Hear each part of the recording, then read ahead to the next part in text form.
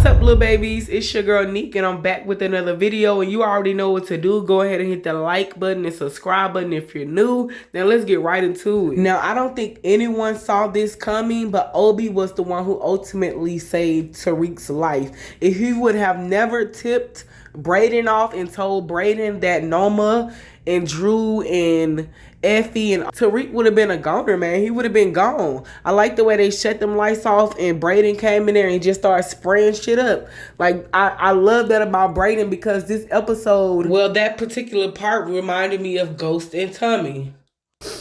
Episode 10, I also heard, you know how Kane be saying slick shit? He was like, oh, when did Brayden nuts drop? His nuts did drop this episode. Like, he really showed that he's basically the only one there for Tariq and was the only one real from the beginning.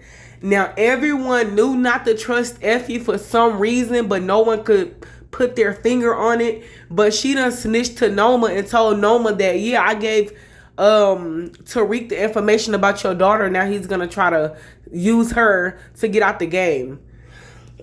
Honestly, I was on the fence about whether I can trust Effie or not, but the way she showed her true colors, episode 10, even though Tariq did his best to have Lauren recant their story and get her out of jail and get the charges dropped, he did that for her, and she still betrayed him. Like, I don't get that. Like, and it's all because of Diana. And I really want to say I underestimated Diana, but she has always been a snake. Ever since she brought up that Zeke birth certificate and her exposing that information, that led to Zeke being murdered. She has always been a snake. And honestly, Monet was right. You think your daddy was really looking after you, but he had you selling drugs up there, and that put you in a RICO case. I don't know about anybody else, but when I saw Brayden come in there and start spraying, I 100% thought that was Tommy. I just knew it was Tommy. Like, and now that I think about it, all Tariq tried to do was help Monet. He tried to help Diana. He tried to help everybody in certain situations to better themselves as far as revenge or getting back at someone or giving someone information. Tariq was always having people back, you know, and Diana gonna come to him and tell him, oh, you see me up on the rooftop, you knew there were cameras there. He was like, how did I know that? I haven't been up there a whole semester. Like, you needed help, I helped you. And even though Diana wanted to tell the truth to Kane when they was in the hospital waiting on Monet to know what was going on with her, even though she really didn't want to lie on Tariq.